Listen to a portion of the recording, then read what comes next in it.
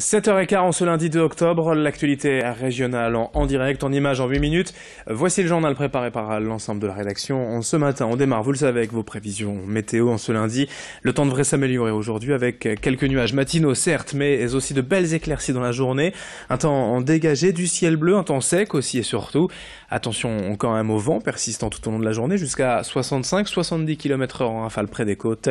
Les températures, enfin, elles sont de saison. 18 degrés à Lille, à Saint-Omer ou à Dunkerque, 17 à Boulogne ainsi qu'au Touquet. Les prévisions complètes bien sûr après ce journal. Pour démarrer, d'abord on évoque cet incident samedi soir à Amiens lors du match de football Amiens-Lille. Une barrière de la tribune où se trouvaient les supporters lillois s'est donc effondrée, entraînant une centaine d'entre eux dans une chute impressionnante. Et après les premières craintes, les nouvelles ont été rassurantes quand même ce week-end, puisque dès hier soir, tous les supporters nordistes avaient quitté l'hôpital d'Amiens. 29 personnes ont été blessées, dont 5 grièvement. Samedi soir, le match n'a évidemment pas repris et devra être rejoué. Une enquête en flagrance pour blessure involontaire a été ouverte, mais beaucoup de questions demeurent quant à la sécurité de ce stade de la Licorne à Amiens. Je vous le rappelle, 29 personnes blessées, dont 5 graves, mais tous ces supporters blessés ont pu quitter l'hôpital d'Amiens hier après-midi. Autre titre de l'actualité régionale, la séance plénière de rentrée pour le Conseil régional des Hauts-de-France. Au programme, plusieurs délibérations à voter pour les élus, dont le plan de stratégie pour l'agriculture. La région dispose d'un budget de 22 millions d'euros pour ce secteur, un chiffre stable par rapport à l'an dernier. Mais les priorités ont été réévaluées. Le Conseil régional veut avant tout protéger les éleveurs et les céréaliers face à la crise des prix subie depuis 2 ans, en leur permettant notamment de vendre en circuit court pour éviter les trop nombreux intermédiaires. L'ambition est aussi de leur permettre de transformer eux-mêmes leurs produits en innovant sur leur chaîne de production, en développant leurs exploitations.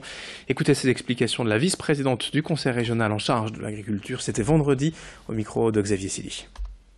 On n'est pas très bien placé en quantité de surface agricole convertie au bio, mais on est quand même sur des tendances fortement évolutives.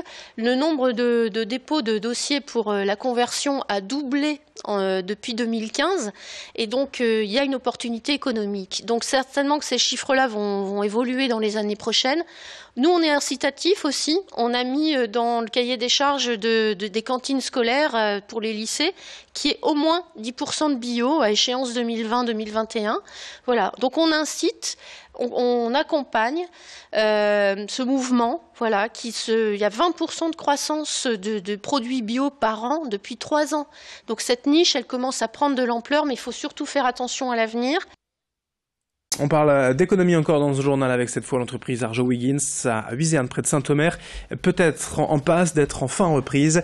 Plus de 2 ans après la fermeture du site et le licenciement de quelques 200 salariés. Un projet est annoncé via une société finlandaise. La CGT a d'ailleurs fait part vendredi d'un projet de reprise fiable, ce qu'avait annoncé la veille la Voix du Nord. Une visite du site audomarois par des techniciens finlandais aurait même eu lieu ce jeudi afin de vérifier l'état de l'outil de production. Des négociations auraient ainsi été entamées, même si rien n'est encore abouti selon la communauté d'agglomération du pays de Saint-Omer qui se montre prudente sur ce dossier symbolique. Les syndicats, eux, souhaitent que l'État ou une institution publique préempte le site pour faciliter la vente. Explication de ce responsable syndical au micro de Corentin Escaillé. Pour céder le site, les exemples sont concrets. C'est préempter, exproprier s'il faut. Le code de la papeterie d'Alizé dans l'Eure a été parlant. Et récemment, le gouvernement a nationalisé STX, chantier naval de France. Donc, l'État est aussi actionnaire d'Arjowiggins Secmona. Elle peut aussi préempter et exproprier s'il faut, pour donner ça aux repreneurs qui est intéressé. Les repreneurs, eux, qui sont derrière, même s'ils ne le disent pas pour des raisons qui sont propres à eux-mêmes, seront d'accord avec ça. S'ils peuvent choper le site pour moins cher, ils ne vont pas gêner, ils ont raison. Et en même temps, ça recrée une activité.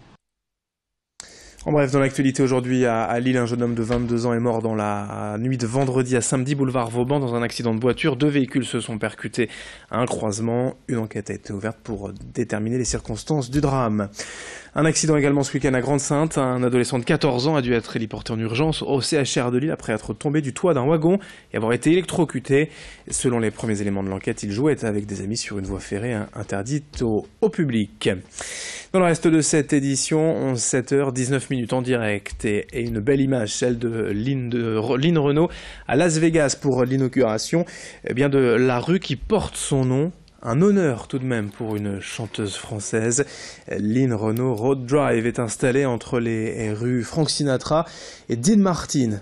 Tout de même, la Mademoiselle from Armentières était sur place, bien évidemment, à Las Vegas la semaine dernière pour l'inauguration de cette avenue qui porte son nom. Une reconnaissance symbolique pour la chanteuse nordiste qui s'est évidemment produite à de nombreuses reprises ici à Las Vegas. Je vous propose d'ailleurs de l'écouter, Lynn Renaud qui évoque ce bonheur d'être ainsi honorée. C'est un immense bonheur, je ne peux pas vous dire, c'est indescriptible.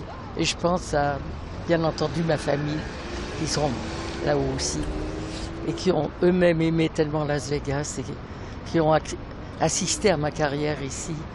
Donc, c'est un grand moment pour moi dans ma vie, je vous assure. Et puis encore un peu de musique pour terminer ce journal d'ailleurs avec la nouvelle édition du Poulpaphone ce week-end à Boulogne depuis 2005. Ce festival a trouvé son public, c'est devenu un rendez-vous attendu de l'automne pour les amateurs de musique des environs. 7000 personnes sont venues assister au concert, notamment le rappeur Dizzy La Peste et Matt Bastard, l'ancien chanteur de Skip the Use en tête d'affiche, mais aussi de nombreux groupes locaux pour qui c'est l'occasion de monter pour une première fois sur scène. Je vous propose d'ailleurs d'écouter le groupe Science Against Spheric Silence qui a apprécié l'expérience. On a déjà fait ça sur des scènes comme les 4 Écluses, mais niveau